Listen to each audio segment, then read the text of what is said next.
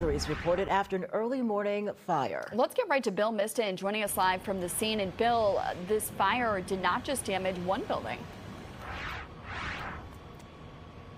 Yeah, that's right. It damaged two buildings. Those two buildings took up the entire block. It's not a full city block, but a triangular portion of a block here at Muskego and Mitchell. Both buildings date to either the late 1800s and early 1900s. I'm going to step out of the shot to give you an idea of what fire crews are working with right now.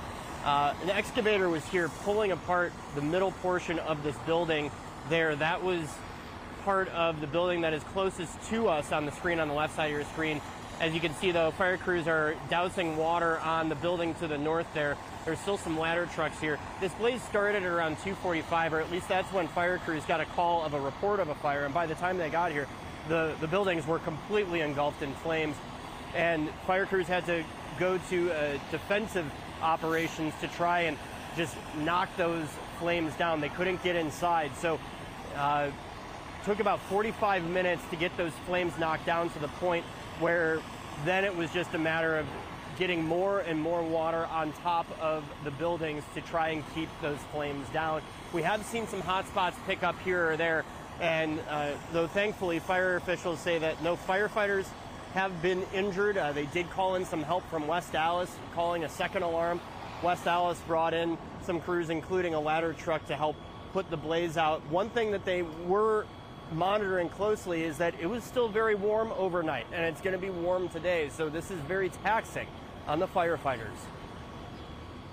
Given the humidity today and the heat that we experienced the past 2 days is also very taxing on the firefighters. They performed excellent today. Fantastic. They performed top-notch and delivered an excellent service, and we were able to knock down the bulk of the fire very quickly to prevent it from spreading further. Now, one of the things that fire officials said that firefighters did do is there's a lot of smoke associated with this fire, and it spread out into the neighborhood. There's an apartment building just to the east and then homes to the north.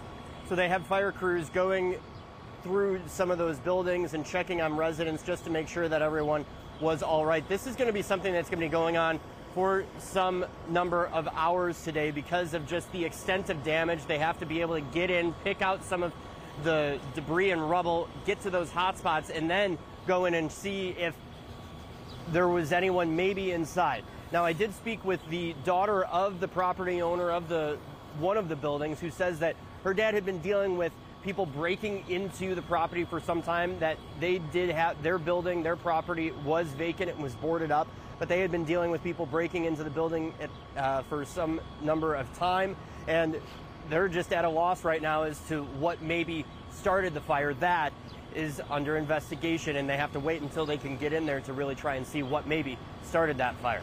Reporting live on the city's south side, Bill Miston, FOX 6 News. Bill, thanks. Also happening right now,